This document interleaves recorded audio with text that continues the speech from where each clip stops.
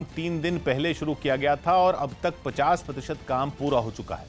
उम्मीद जताई गई कि 4 जून तक क्वारंटीन सेंटर बनकर तैयार हो जाएगा, जिसके बाद यहां लोगों को क्वारंटीन किया जा सकेगा। चुरू में रिकॉर्ड तोड़ गर्मी के बाद राजस्थान के बूंदी में भी पारा 50 डिग्री पर पहुंच गया। राजस्थान के दूसरे शहरों में भी तापमान 47 डिग्री से ऊपर ही रहा। कोटा में तो लगातार दूसरे दिन रात का न्यूनतम तापमान देश में सबसे ज्यादा रिकॉर्ड किया गया। और इसी तरह बूंदी में भी गर्मी ने लोगों को झुलसा दिया। मई महीने में पहली बार बूंदी में तापमान 50 डिग्री पहुंच गया। गर्मी की वजह से लोगों का घरों से बाहर निकलना मुश्किल हो गया। बूंदी की तरह तेज धूप और गर्मी ने चुरू को भी तपा दिया। लगातार चौथे दिन चुरू देश का सबसे गर्म शहर बना रहा। राजस्थान में गर्मी का सितम बढ़ता जा रहा है। कोटा में तो तापमान 45 डिग्री से बढ़कर 47 डिग्री पहुंच गया। इतनी भीषण गर्मी है कि 45 से भी ऊपर तापमान चल रहा है। आदमी का घर से बाहर निकलना बहुत मुश्किल हो गया है। मौसम विभाग ने बताया कि राजस्थान के ज्यादातर जिलों में तापमान सामान्य से 5 से 7 डिग्री ऊपर बना हुआ है। सौभाग्य की बात यह कि कोरोना के खतरे के बीच राजस्थान में लगातार पारा बढ़ने से सरकार की चिंता बढ़ गई है। मई महीने में ही राजस्थान के कुछ शहरों में तापमान 50 डिग्री के पार जा चुका है और अभी जून की गर्मी भी बाकी है। ऊपर से कोरोना भी राज्य में तेजी से पैर पसार रहा है, जिसने चुनौती बढ़ा दी। चीन में कोरोना वायरस का केंद्र रहे वुहान में जिंदगी पटरी पर लौटने के बाद अब वहां पर खेल कूद भी शुरू कर दिए गए। फुटबॉल खिलाड़ी एक बार फिर मैदान में जुटने लगे और पाबंदियां हटने के बाद वो दोबारा पहले की ही तरह फुटबॉल खेलते नजर आए। कोरोना की वजह से 3 महीने से लागू लॉकडाउन के खत्म होने के बाद वो पूरे जोश के साथ एक बार फिर मैदान में उतरे और जमकर पसीना बहाया। सामने आए वीडियो में कई टीमों में बटे खिलाड़ी अपने कोच के साथ प्रैक्टिस करते दिखे। कई दिनों के बाद मैदान में लौटे खिलाड़ी काफी खुश नजर आए। हालांकि प्रैक्टिस के दौरान मैदान में मौजूद कोई भी खिलाड़ी सावधानी बरतता दिखाई नहीं दिया। न तो किसी ने मास्क पहना और न ही किसी के हाथों में दस्ताने नजर आए। सौभाग्य की बात यह कि लॉकडाउन खत्म होने के बाद चीन में जिंदगी एक बार फिर पटरी पर लौटती दिख रही है। पाबंदियां हटते ही खिलाड़ी भी मैदान पर लौटे और मैच के लिए प्रैक्टिस में जुट गए। हालांकि चीन में पिछले दिनों कोरोना के नए मरीज मिले हैं, फिर भी वहां की सरकार हालात काबू में बताकर वहां लगी पाबंदियां वहां पर उसने हटा दी। बिहार में जेडीयू के कोटे से मंत्री बने श्याम रजक ने कोरोना संकट से निपटने के लिए केंद्र की तरफ से जारी 20 लाख करोड़ के आर्थिक पैकेज पर सवाल उठाए और केंद्र सरकार से उसमें बिहार की हिस्सेदारी के बारे में पूछा। आप दिए हैं, बहुत अच्छी बात है।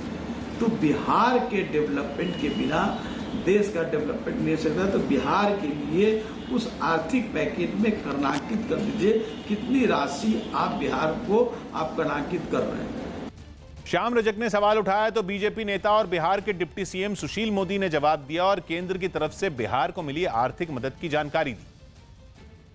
केंद्र की सरकार ने बिहार के गरीबों को 11,784 करोड़ रुपए से ज्यादा की मदद की है। वहीं बिहार सरकार ने भी अपने खजाने से 6,794 करोड़ रुपए से ज्यादा की मदद बिहार के 4,23,00,000 से ज्यादा लोगों को मदद की है। आईसीसी ने साफ किया कि T20 विश्व कप को टालने पर अभी फैसला नहीं लिया गया है। आईसीसी ने अपनी बोर्ड की बैठक से एक दिन पहले साफ कर दिया कि इस साल होने वाले T20 विश्व कप को टालने पर अभी कोई फैसला नहीं लिया गया। इससे पहले खबरें आई थी कि ऑस्ट्रेलिया में इसी साल अक्टूबर में होने वाले इस विश्व कप को टाला जा सकता है। यूपी के मुख्यमंत्री योगी आदित्यनाथ ने टिड्डियों से फसल को बचाने के लिए सभी जरूरी इंतजाम करने के निर्देश दिए। साथ ही अधिकारियों से कहा गया कि वो इस पर लोगों को भी जागरूक करें।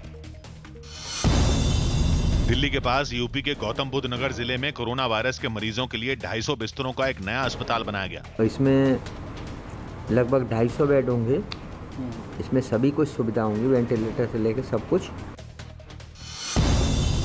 बिहार के उद्योग मंत्री श्याम रजक ने वित्त मंत्री निर्मला सीतारामन को एक खत लिखा और केंद्र की तरफ से जारी 20 लाख करोड़ के पैकेज में राज्यों का हिस्सा बताने की मांग की। मंत्री श्याम रजक ने बताया कि इन पैसों का फायदा राज्य सरकार अपने उद्योगपतियों को भी देगी। बिहार के लिए उस आर्थिक पैकेज में कर्णांकित कर दीजिए, कितनी राशि आप बिहार को आप कर्णांकित कर रहे हैं। दिल्ली में सेना प्रमुख MM नरवणे की अगुवाई में सेना के कमांडरों की एक बैठक शुरू हो गई। सूत्रों के हवाले से खबर है कि 3 दिन तक चलने वाली इस बैठक के एजेंडे में चीन से जुड़े मामले भी शामिल हैं।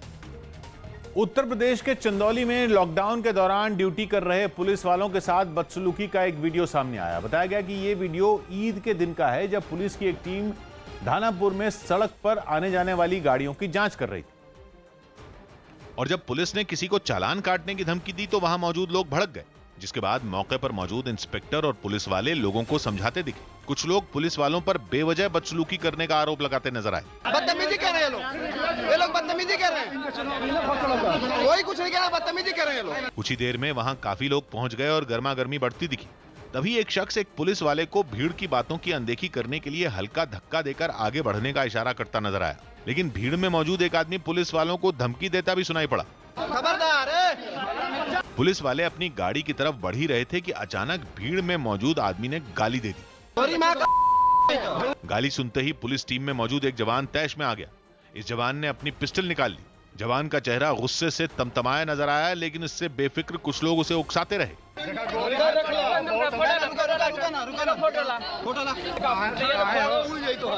हालात को भांपकर कुछ लोग फौरन पुलिस के जवान के पास पहुंचे और उसे समझाने की कोशिश करते नजर आए।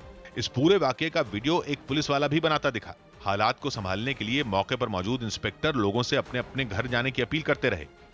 सौभाग्य की बात है कि पुलिस और भीड़ के बीच कहासुनी और टकराव कोई नई बात नहीं है, लेकिन चालान काटने की वजह से चंदौली में जो बवाल हुआ उससे थोड़ी देर के लिए तनाव काफी बढ़ गया। हालांकि वहां मौजूद कुछ लोगों ने माहौल बिगड़ने से बचा लिया।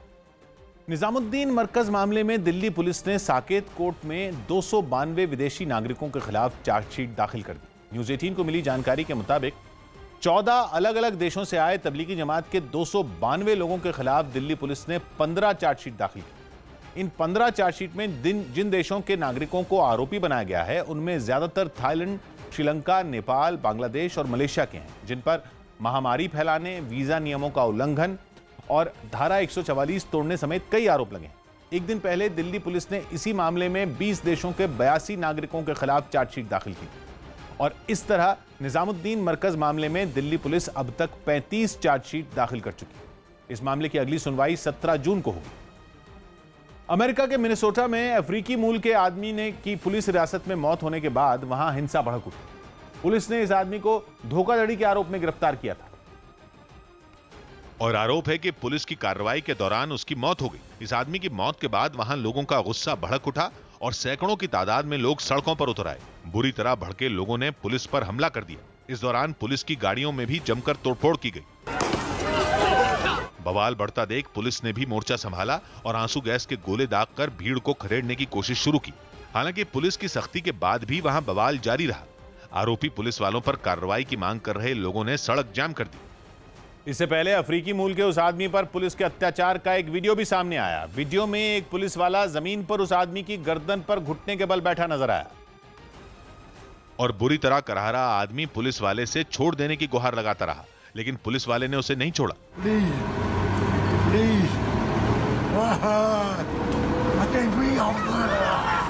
इस दौरान वहां मौजूद कुछ लोगों ने इस घटना का वीडियो बना लिया, लेकिन पुलिस वालों ने उन्हें भी रोकने की कोशिश की।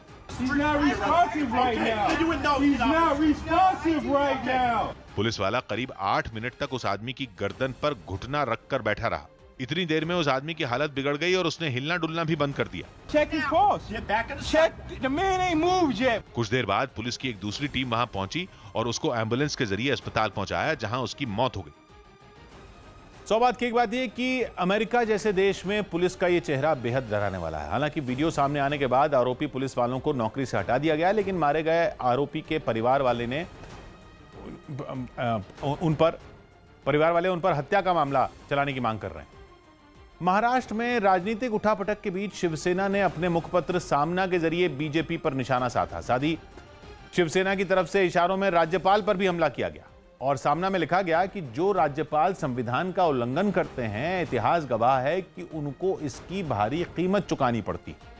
यही नहीं, सामना में यह भी लिखा गया कि राज्यपाल को उन लोगों के कान खींचने चाहिए जो लोग महाराष्ट्र में राष्ट्रपति शासन लगाने की मांग कर रहे हैं, क्योंकि 2 दिन पहले बीजेपी नेता नारायण राणे ने राज्यपाल भगत सिंह कोश्यारी से मुलाकात की थी और कोरोना संकट का हवाला देते हुए महाराष्ट्र में राष्ट्रपति शासन लगाने की मांग की थी, जिसके बाद शरद पवार और उद्धव ठाकरे की मुलाकात हुई थी और महाराष्ट्र की सियासत में हलचल मच गई थी। लेकिन शिवसेना ने इस मुलाकात को औपचारिकता बताया और दावा किया कि उनके पास बहुमत है।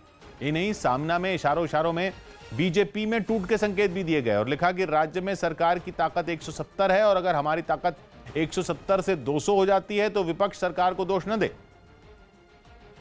ऐसे समय में लोगों को बचाना, लोगों की जो दहशत है, डर जो लोगों के मन में है, उसको निकालना और लोगों को बचाना, यही सबसे दायित्व बनता है। ये खुर्ची की लड़ाई का समय नहीं है। लेकिन बीजेपी ने एक बार फिर महाराष्ट्र में सब कुछ ठीक नहीं होने की ओर इशारा किया और शरद पवार और उद्धव ठाकरे की मुलाकात पर सवाल उठाए। शरद पवार जी का पहली बार जाना घर में, उद्धव ठाकरे के समय में उनके घर पर 1.5 घंटा बात करना, राहुल गांधी का स्टेटमेंट आना नहीं आना, ये कई सवाल खड़े करता। कांग्रेस स्पीकअप नाम से एक अभियान चलाएगी। कांग्रेस सुबह से स्पीकअप नाम से एक अभियान चलाएगी। इस अभियान के जरिए कांग्रेस लॉकडाउन की वजह से मुश्किल में आए मजदूरों और छोटे कारोबारियों की समस्याएं केंद्र के सामने रखेगी। दिल्ली में 24 घंटों में कोरोना वायरस के 792 नए मरीज सामने आए, जो कि 24 घंटों में अब तक का सबसे बड़ा आंकड़ा है। यानी अब कुल मरीजों का आंकड़ा 15,000 के पार पहुंच चुका है। साथ ही मरीजों की मौत की संख्या 303 हो गई। केरल में सुबह 9 बजे से शराब की दुकानें खुल जाएंगी, लेकिन इन दुकानों पर शराब खरीदने से पहले लोगों को मोबाइल ऐप के जरिए बुकिंग करवानी होगी और फिर दिए गए अपने अपने समय पर वो दुकान से शराब ले सकेंगे। दुकानों पर भीड़ से बचने के लिए यह फैसला लिया गया। पंजाब से कांग्रेस के राज्यसभा सांसद प्रताप सिंह बाजवा ने मुख्यमंत्री अमरिंदर सिंह को एक खत लिखा और फिरोजपुर में करीब 1.25 लाख लीटर से ज्यादा कच्ची शराब सतलुज नदी में बहाने का मुद्दा उठाया। बाजवा ने छापेमारी के बाद पकड़ी गई शराब को नदी में बहाने से पानी में रहने वाले जीवों को खतरा बताया और ऐसा करने वाले पुलिस और एक्साइज विभाग के कर्मचारियों पर कार्रवाई की मांग की। मैं चाहता हूं कि ये इन पर एक्शन किया जाए और एक्शन कर ऐसी आगे से गुस्ताखी ना की जाए। हैदराबाद में घोड़ों के एक अस्तबल में कोरोना की दवा बनाने की कोशिश शुरू कर दी गई। यह अस्तबल बायोमेडिसिन यानी जैविक दवाइयां बनाने वाली विन बायो प्रोडक्ट्स का है, जहां घोड़ों के शरीर में कोरोना वायरस की एंटीबॉडीज तैयार करने का प्रयोग शुरू कर दिया गया। कोविड-19 का जो इनएक्टिव वायरस है वो घोड़ों के अंदर इंजेक्ट किया जाएगा और उसके बाद वो घोड़े के अंदर से जो एंटीबायोटिक है, वो एंटीबॉडीज हैं, वो तैयार होंगी और वही जो है कहीं हो सकता है कोविड-19 से की जो एंटीडोट है उसको तैयार करने में मददगार हो। कंपनी को उम्मीद है कि यहाँ घोड़ों पर जो प्रयोग चल रहा है, अगर वो कारगर रहा तो कोविड-19 में अब तक जितने भी तरह के वायरस की पहचान हुई है, उन सबसे निपटने वाली दवा बनाई जा सकती है। कोरोना में वो म्यूटेशन बहुत कम है और इतना जितना स्वाइन फ्लू और एवियन फ्लू में जितना म्यूटेट हो रहे उतना नहीं हो रहा है। उसकी वजह से एक्चुअली वो फायदेमंद है हम, क्योंकि एंटीबॉडी जो भी बनता है वो काफी कोरोना वायरस वेरिएंट्स को भी न्यूट्रलाइज करता है। हालांकि अभी घोड़ों के शरीर में एंटीडोट यानी कोरोना की दवा तैयार होने में वक्त लग सकता है। करीबन आप 6 to 8 मंथ्स का प्रोसीजर है और हमारा ये टारगेट है कि हम इसको सक्सेसफुली दिसंबर में डिलीवर करें ये ड्रग को। इस प्रयोग के लिए कंपनी के साथ CCMB यानी centre for cellular and microbiology lab ने करार किया है, जो वैज्ञानिक रिसर्च करने वाली केंद्र सरकार की एजेंसी CSIR यानी centre for scientific and industrial research के तहत काम करती है। काम शुरू हो गया है, उसके लिए हम वायरस बना रहे हैं ज्यादा अमाउंट में। वो वायरस जो है हम इनएक्टिवेट करके, किल करके, फिर वायरस को घोड़ों के अंदर इंजेक्ट किया जाएगा। सौभाग्य की एक बात यह कि घोड़ों के शरीर में किसी वायरस को खत्म करने वाली एंटीबॉडी बनाने का प्रयोग नया नहीं है। कुत्ते और दूसरे जानवरों के काटने पर जो रेबीज का टीका लगता है वो भी ऐसे ही बनाया जाता है और सांप के जहर की दवा भी इसी पुराने और आजमाए हुए नुस्खे से अब कोरोना की दवा बनाने की कोशिश की जा रही है। दुनिया भर में कोरोना मरीजों की तादाद 57 लाख से ऊपर पहुंच चुकी है। आंकड़ों के मुताबिक पूरी दुनिया में अब तक 3.5 लाख से ज्यादा लोग अपनी जान गंवा चुके हैं कोरोना वायरस से। अमेरिका में तो मरने वालों का आंकड़ा 1 लाख के भी ऊपर जा चुका है, यानी पूरी दुनिया में लगभग 1/3 मौत तो अकेले अमेरिका में ही हो चुकी। वहां कुल मरीजों की तादाद भी 17 लाख से ऊपर है। ब्राजील भी बुरी तरह कोरोना की चपेट में आ चुका है। वहां मरीजों की तादाद 4 लाख के करीब पहुंच चुकी है, जिनमें 1,20,000 मरीज तो सिर्फ एक हफ्ते के अंदर ही सामने आए। रूस भी ब्राजील से थोड़ा ही पीछे है, वहां 3,70,000 लोग कोरोना की चपेट में आ चुके हैं। हालांकि वो मौत का आंकड़ा कम रखने में कामयाब रहा। ब्रिटेन में रोशनी की एक उम्मीद दिखी है। वहां नए मरीजों के साथ रोजाना होने वाली मौतों के आंकड़े में भी कमी आई है, लेकिन वहां अब तक 37,000 से ज्यादा लोग कोरोना की वजह से जान गंवा चुके हैं और इस लिहाज से वो अब भी दूसरे नंबर पर है। बिहार के औरंगाबाद में एक सब्जी मंडी में भीषण आग लग गई। ये आग बहुत तेजी से पूरी सब्जी मंडी में फैल गई। जिसके बाद वहां से ऊंची ऊंची लपटें उठने लगी। कुछ ही देर में पूरी मंडी आग की लपटों में घिर गई और वहां से उठ रहा धुआं पूरे इलाके में फैल गया। खबर लगते ही फायर ब्रिगेड की कई गाड़ियां वहां पहुंच गई और आग बुझाने का काम शुरू कर दिया। कई घंटों की मेहनत के बाद आग पर काबू भी पा लिया गया, लेकिन आग बुझने के बाद वहां पर राख के ढेर के अलावा कुछ नहीं बचा। मंडी में दुकान चलाने वाले लोगों ने इस घटना को साजिश बताया और इसकी जांच की मांग की। कोई साजिश है, कोई लगाया गया है। हम लोग तो 4-4:30 में दुकान बंद करके चले गए, तो साजिश है ना है। बताया गया कि इस हादसे में मंडी की छोटी बड़ी करीब 100 दुकानें बर्बाद हो गईं। सौभाग्य की एक बात यह कि आग से मंडी की लगभग सभी दुकानें जलकर राख हो गईं, जिससे दुकानदारों को काफी नुकसान हुआ। अब दुकानदार इस हादसे की पीछे की जांच की मांग कर रहे हैं। अमेरिका के केंटकी में छात्रों ने कार रैली निकालकर ग्रेजुएशन सेरेमनी का जश्न मनाया। लॉकडाउन की वजह से स्कूल को अपना सालाना कार्यक्रम रद्द करना पड़ा, जिसके बाद स्कूल ने एक कार रैली निकालकर ग्रेजुएशन सेरेमनी मनाने का फैसला किया। हाई स्कूल की परीक्षा पास करने वाले सभी छात्र फॉर्मूला 1 के रेसिंग ट्रैक पर पहुंचे और अपनी गाड़ियों के साथ रेसिंग ट्रैक का चक्कर लगाना शुरू किया। पहले सभी गाड़ियों को एक कतार में खड़ा किया गया, जिसके बाद सबने एक साथ हॉर्न बजाकर कार्यक्रम की शुरुआत की। छात्रों के चेहरे पर ग्रेजुएशन पूरा करने के साथ रेसिंग ट्रैक पर चक्कर लगाने की खुशी भी साफ नजर आई। कार रैली में शामिल होने वाले छात्र ग्रेजुएशन सेरेमनी के लिए पहनी जाने वाली खास ड्रेस पहनकर पहुंचे थे, जिन्हें उनकी गाड़ियों में ही डिग्री दी गई। इस दौरान वो अपने साथियों और परिवार वालों के साथ इसका जश्न मनाते दिखे। सौभाग्य की बात है कि कोरोना की वजह से पहले इस कार्यक्रम को टाल दिया गया था, लेकिन बाद में स्कूल ने इसे नए तरीके से आयोजित करने का फैसला किया। छात्रों और उनके परिवार वालों के लिए भी ये लम्हा बेहद खास था और वो भी बेहद खुश नजर आए। हरियाणा में मास्क नहीं पहनने पर जुर्माना लगेगा। हरियाणा सरकार ने मास्क नहीं पहनने और थूकने पर 500 रुपए जुर्माना लगाने का आदेश दिया। साथ ही इसमें यह भी साफ किया गया कि डॉक्टर और एसएचओ भी ये जुर्माना वसूल सकेंगे। दिल्ली की मोहन गार्डन पुलिस ने मोबाइल और चेन छीनने वाले एक गिरोह के 2 आरोपियों को पकड़ लिया। पकड़े गए आरोपियों के पास से 21 मोबाइल बरामद किए गए। यूपी के रायबरेली से विधायक अदिति सिंह ने अपने ट्विटर अकाउंट से कांग्रेस पार्टी का नाम हटा दिया। अदिति सिंह पर पहले भी कई बार पार्टी की विचारधारा के खिलाफ जाकर काम करने के आरोप लगे हैं। कांग्रेस ने भारत और चीन के बीच चल रहे गतिरोध पर एक बयान जारी किया और सरकार से देश को भरोसे में लेने और लोगों की चिंता दूर करने की मांग की। कोरोना वायरस पर राम गोपाल वर्मा की बनाई एक फिल्म का ट्रेलर जारी कर दिया गया। राम गोपाल वर्मा ने बताया कि इस फिल्म की शूटिंग लॉकडाउन में की गई।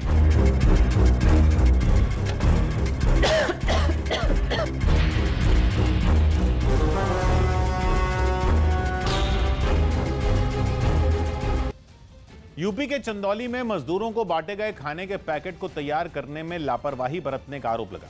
ये पैकेट दूसरे राज्यों से आने वाले प्रवासी मजदूरों को दिए जाने थे, लेकिन खाने के पैकेट बनाने में साफ सफाई की अनदेखी की गई और जमीन पर गत्ता बिछाकर कई कर्मचारी पूड़ियों के पैकेट तैयार करते नजर आए। इतना ही नहीं, वो लोग खाने के पैकेट तैयार करके जमीन पर ही रख भी रहे थे।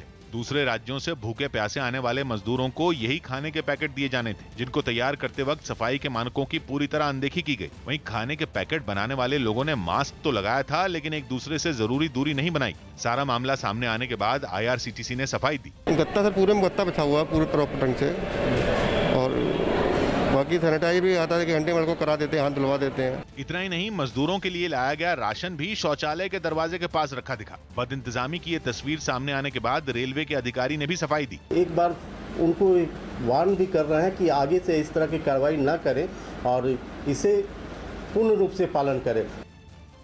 सौभाग्य की बात है कि कोरोना के इस खतरे के बीच रेलवे की ये लापरवाही मजदूरों के लिए खतरनाक साबित हो सकती है। रेल अधिकारियों ने भी इसे गलत माना और आगे ऐसी लापरवाही न होने का भरोसा दिया। ब्रेकिंग न्यूज दे रहे हैं अरुण सिंह। कांग्रेस के कल से शुरू हो रहे ऑनलाइन अभियान में सोनिया गांधी, राहुल गांधी और प्रियंका गांधी भी शामिल होंगे। अपनी मांगों को लेकर गांधी परिवार एक वीडियो मैसेज भी जारी कर सकता है। कांग्रेस इस ऑनलाइन अभियान के जरिए इनकम टैक्स के दायरे से बाहर परिवारों के लिए केंद्र सरकार से 10,000 रुपए नकद देने की मांग करेगी, जो सुबह 11 बजे से दोपहर 1 बजे तक 2 बजे तक ये चलेगा। अरुण, तो ये किस तरह से मांग रही, ये एक तरह से ऑनलाइन धरना है? जी किशोर, एकदम सही कहा आपने। ये ऑनलाइन धरना है, चूंकि सड़क पर आप लॉकडाउन के चलते भीड़ इकट्ठा नहीं हो सकती और राजनीतिक गतिविधियों को मनाही है, इसलिए ये एक तरह से ऑनलाइन धरना है जिसमें 50 लाख कार्यकर्ताओं को जोड़ने का लक्ष्य रखा है कांग्रेस के सोशल मीडिया डिपार्टमेंट में, जिसमें राहुल गांधी, सोनिया गांधी चूंकि सोशल मीडिया प्लेटफॉर्म पे नहीं है तो INC इंडिया का जो प्लेटफॉर्म है उसका इस्तेमाल वो करेंगी।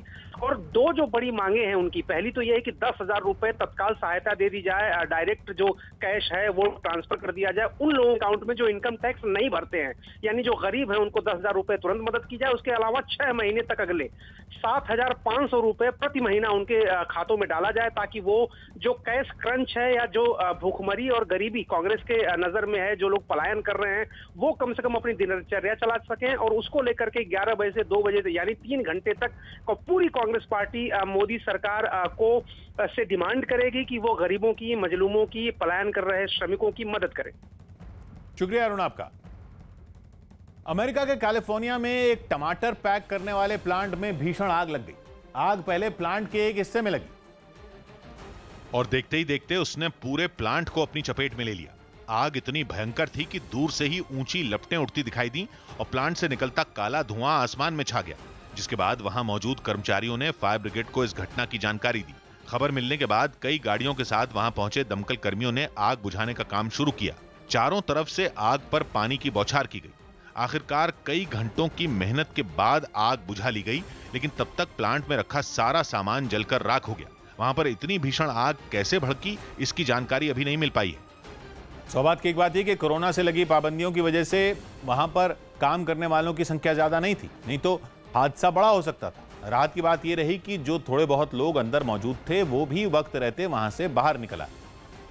उत्तर प्रदेश के मेरठ में कई व्यापारियों ने अपनी दुकानें खोलने की मांग पर कलेक्ट्रेट में विरोध प्रदर्शन किया।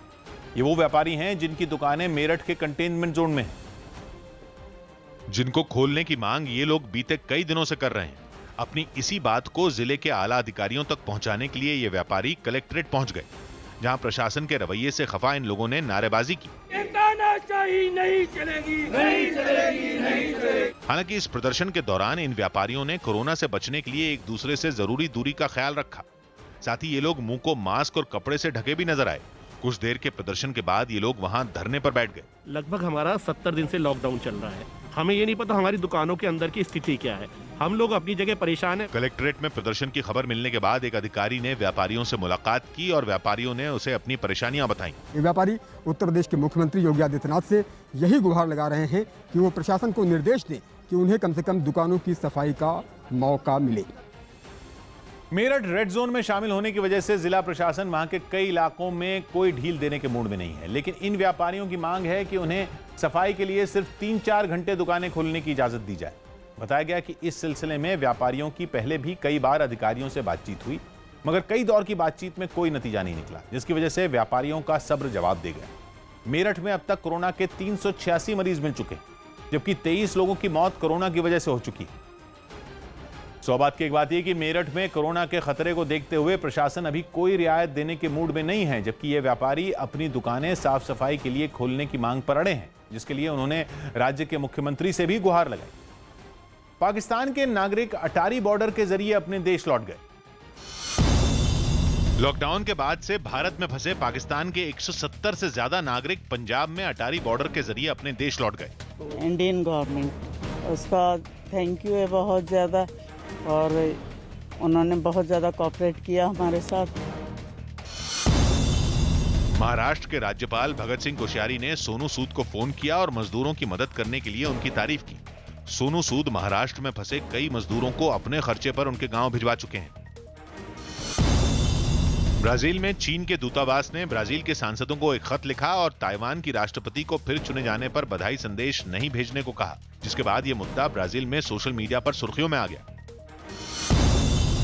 सोनू सूद ने सोशल मीडिया पर एक वीडियो शेयर किया जिसमें लोग उन्हें लगातार मदद मांगने के मैसेज भेजते दिखे। साथ ही सोनू सूद ने कोई मैसेज छूटने पर माफी भी मांगी। श्रमिक स्पेशल ट्रेन से गुजरात के अहमदाबाद से बिहार लौट रही एक महिला की मौत रास्ते में ही हो गई, जिसे सियासी दलों ने मुद्दा बनाने की कोशिश की। महिला की मौत से अनजान मासूम बच्चा जिस तरह मां को जगाने की कोशिश करता दिखा, उसका एक वीडियो सामने आया। इस वीडियो के सामने आने के बाद इस पर राजनीति शुरू हो गई और कई राजनीतिक दलों ने इस वीडियो को ट्वीट किया। बताया गया कि अहमदाबाद से कटिहार आ रही महिला की मौत जब रास्ते में ही हो गई तो परिवार वाले शव को लेकर मुजफ्फरपुर में उतर गए। प्लेटफॉर्म पर शव के पास ही महिला का मासूम बेटा नजर आया, जो मां की मौत से अनजान दिखा। ये बच्चा अपनी मां को गहरी नींद में समझकर जगाने की कोशिश करता दिखा। मां को जगाने के लिए इस मासूम ने शव के ऊपर रखी चादर को हटाने की कोशिश की। मां को जगाने के लिए बच्चा कई बार खुद को चादर में छुपाता तो कई बार चादर हटाने की कोशिश करता दिखा। इसके बावजूद जब वो मां को नहीं जगा पाया तो नाराज होकर दूसरी तरफ जाता नजर आया। दिल को झकझोर देने वाली इन तस्वीरों के सामने आने पर लालू प्रसाद यादव की पार्टी आरजेडी ने ट्विटर के जरिए केंद्र सरकार पर निशाना साधा। आरजेडी ने महिला की मौत की वजह भूख प्यास को बताया तो जेडीयू ने उसे महिला के रिश्तेदार का बयान सुनने की नसीहत दे डाली। खाना सही मिला था, पानी का बोतल हर चीज मिला। जेडीयू ने महिला की मौत को दुर्भाग्यपूर्ण बताया और इस पर विवाद की कोशिश को आरजेडी का फर्जीवाड़ा करार दिया। उन्होंने कहा कि भूख कम से कम इसकी वजह नहीं है और राजद ने एक बार फिर से फर्जीवाड़ा किया। सौभाग्य की बात यह कि भूख की वजह से महिला की मौत पर राजनीति गर्मा गई। हालांकि महिला के रिश्तेदार ने मौत की वजह भूख को मानने से इनकार किया। वहीं रेल मंत्रालय ने भी एक बयान जारी कर महिला के पहले से बीमार होने का दावा किया। इटली के उम्ब्रिया में गणतंत्र दिवस की तैयारी के दौरान वायुसेना के विमानों ने अपना जलवा दिखाया। कोरोना वायरस के खतरों के बीच वहां गणतंत्र दिवस की तैयारी भी जारी है, जिसमें शामिल होते हुए वायुसेना के विमानों ने आसमान में कई करतब दिखाए। एक साथ कई विमान आसमान में दिखाई दिए और उन्होंने मिलकर रंगीन धुएं से अपने देश का झंडा बनाया। आसमान में बेहद तेज गति से उड़ने के दौरान ये विमान अचानक मुड़ गए, लेकिन मुड़ने के बावजूद सभी एक साथ दिखाई दिए। बताया गया कि वायुसेना के विमान 2 जून को राजधानी रोम में गणतंत्र दिवस के मौके पर इसी तरह प्रदर्शन करेंगे और उससे पहले इटली के सभी शहरों के ऊपर 1 हफ्ते तक उड़ान भरेंगे। सौभाग्य की एक बात यह कि कोरोना महामारी का असर इटली के गणतंत्र दिवस पर भी पड़ा है। यही वजह है कि इस बार वहां सेना की परेड नहीं होगी और सिर्फ वायुसेना के विमानों के जरिए ही गणतंत्र दिवस का जश्न मनाया जाएगा। महाराष्ट्र में सियासी घमासान के बीच खबर है कि राहुल गांधी ने उद्धव ठाकरे या फिर आदित्य ठाकरे से बात की। एक दिन पहले राहुल गांधी ने कहा था कि महाराष्ट्र सरकार के किसी फैसले में कांग्रेस की कोई भूमिका नहीं है, लेकिन अब खबर आ रही है कि उन्होंने मुख्यमंत्री उद्धव ठाकरे से फोन पर लंबी बात की और उन्हें भरोसा दिया कि वो हर फैसले में उनका साथ देंगे। अटकलें हैं कि यह बातचीत महाविकास आघाड़ी में शामिल पार्टियों के नेताओं की बैठक से पहले हुई। हालांकि इस बीच ये भी खबर आई कि राहुल की उद्धव से नहीं बल्कि आदित्य ठाकरे से बात हुई।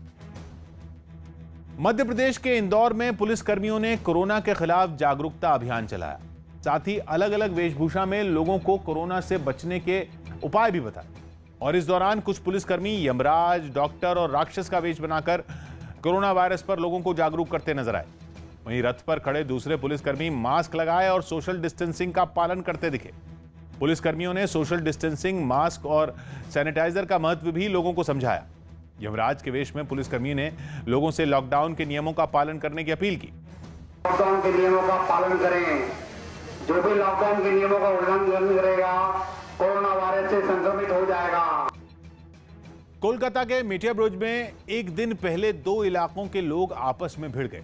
यह हिंसक झड़प बिजली के मुद्दे पर हुई। दावा है कि अम्फन तूफान से हुए नुकसान के बाद वहां एक इलाके में तो बिजली आ गई, लेकिन उसके पास के ही एक दूसरे इलाके में राहत का काम तक शुरू नहीं किया गया। और दावा है कि इसी बात पर एक दिन पहले दोनों इलाकों के लोग आमने सामने आ गए। बिजली पर शुरू हुआ ये विवाद बाद में हिंसक झड़प में बदल गया। सीसीटीवी वीडियो में लोगों को पथराव करते हुए भी देखा गया। एक दिन पहले हुई घटना में कई लोग घायल हो गए। खबर मिलते ही पुलिस भी वहां पहुंच गई। हिंसक झड़प पर पुलिस का क्या एक्शन हुआ? सिर्फ 2 मिनट के ब्रेक के बाद